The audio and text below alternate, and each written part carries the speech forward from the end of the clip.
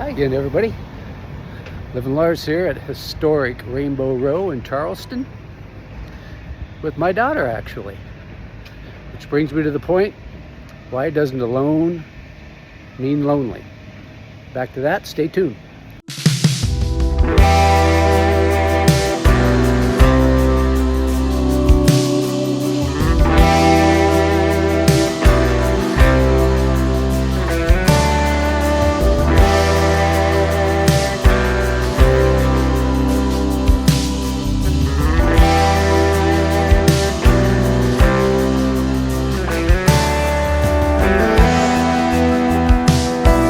Hello, everybody.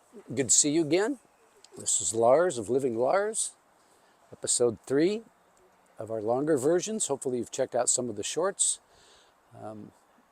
Again, just putting out some of the places that I've been in the last 5 years of retirement. So again, we have these images of our head. What does Marrakesh look like? What does Lincoln, Nebraska look like on game day? And then to actually go there and be exposed to that, it's pretty interesting. So anyway, check those out. Today we're going to talk about loneliness, a big problem for retirees. A lot of the social interaction that people get is through work. And now that they're not working, they lose a lot of that interaction, and it can lead to loneliness. And loneliness is a serious situation for the person. Not only are there emotional and mental consequences, talking about depression, anxiety, sleep problems, low self-esteem can actually increase the likelihood of cognitive decline. So Alzheimer's more likely and progresses more rapidly in someone who's lonely. Physical consequences of being lonely, all our chronic diseases, heart disease, stroke, high blood pressure, diabetes type 2, suppressed immune system function, all increased when we're in a state of loneliness. Now, being alone is not the same. Being alone is you don't have anyone or anything around. I'm alone in my house in beautiful Charleston, South Carolina. Put that on your list if you haven't been. But I'm not lonely. Lonely is a state of mind. It's sadness because you have no friends, you have no company, and you are sad. So two different things there. My analogy of this is, picture that cold lake near you. I'm going to picture Durkee's Lake near Twin Falls, Idaho. Now, we would go to Durkee's Lake and just dread that moment when we have to jump in that water. Oh my God, it's going to be cold. It's going to be scary. I don't want to do it. Oh, come on, you got to do it. And so finally, you jump in, and it is freezing. That is the resistance phase. Get me out of this water. I hate it. But if you just stick with it, what happens? You're in the water. You become acclimated to the water.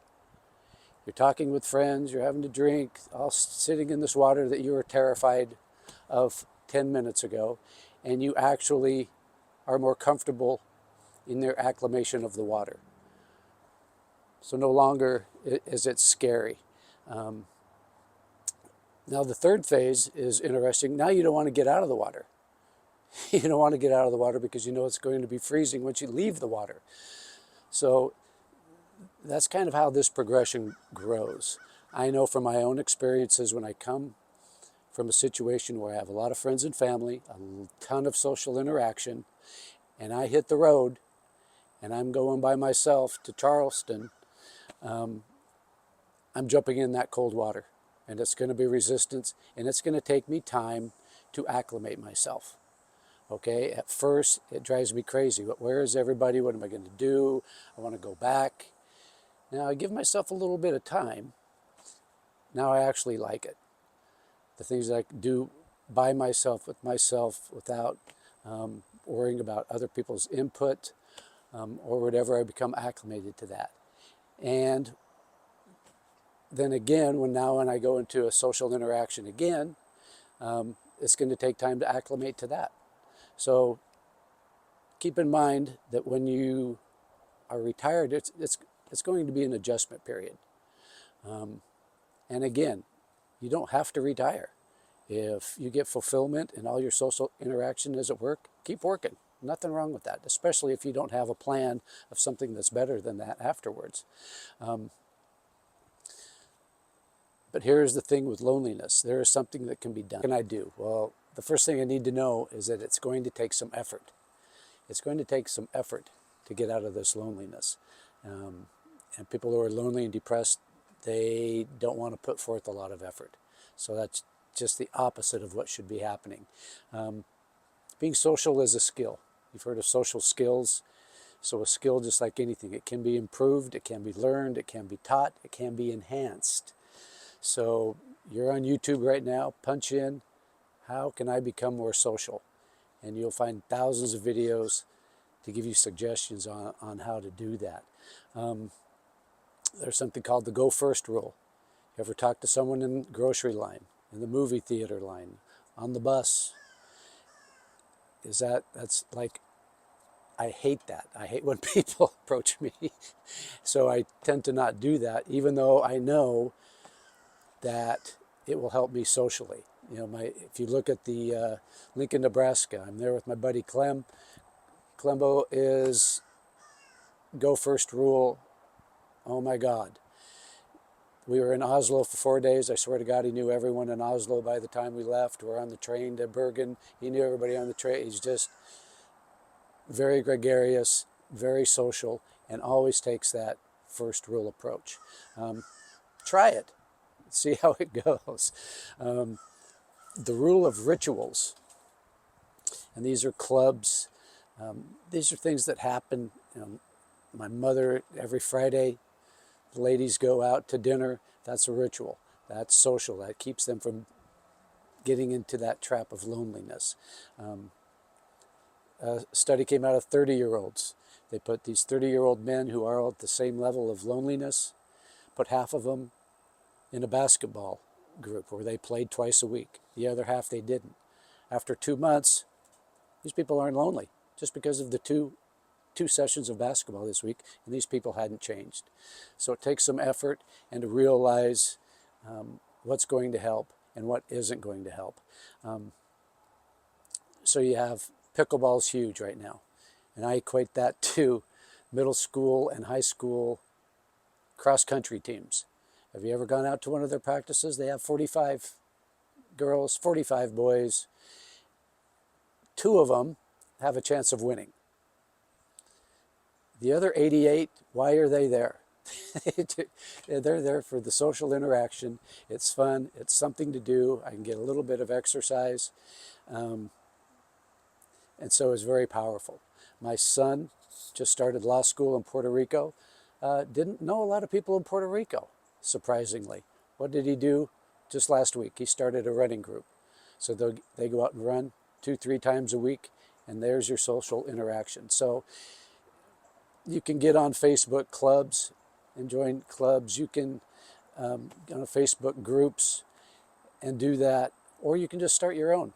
You know, I remember when I first started teaching, and it was in an area I didn't know. I did the Club International, and every Friday we rotated houses and did cuisine from a different area of the world. And it's just those little rituals. I certainly felt less lonely at that time. Volunteering is huge. Selfless help. We all know that what we get internally when we give selflessly. So that's very powerful and very popular. So look up volunteer groups in your area. Volunteer groups where you want to travel. Again, very powerful. I want to go over a couple of things, and I'll get into dating apps later. Oh my God. But there are also meeting apps. So if you're on Facebook and you go down to the bottom, we're usually on the home page, but if you just circle dating, it's going to come up, and here are all these people in your area. And it's going to tell you who they are, what they do, what they're looking for. There is a dating side and there is a friend side. So if I was to come into Charleston, I would get on my profile, say, hey, I'm Lars from Idaho, just moved here, going to be here for a couple of months. Love pickleball, I love golf, I love happy hours, I love hiking, jogging, working out. You know, is there anybody out there that would like to show me the area and maybe hang out a little bit? You're going to get hundreds of hits on that. Bumble is usually a dating app. That's kind of what I use it for, but they also have BFF as Bumble Friends. And again, you just go into an area, you set up your profile. I'm so-and-so, I love to do this, this, this, and this. Who's out there? Let's connect.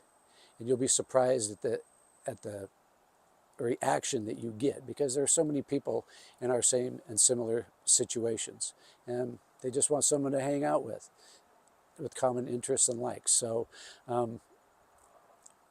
those are the things on lonely versus loneliness. I hope that if you are lonely, you look into it, take some actions. Again, it takes effort.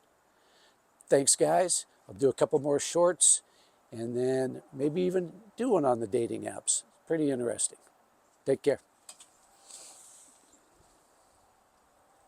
We wanted everything,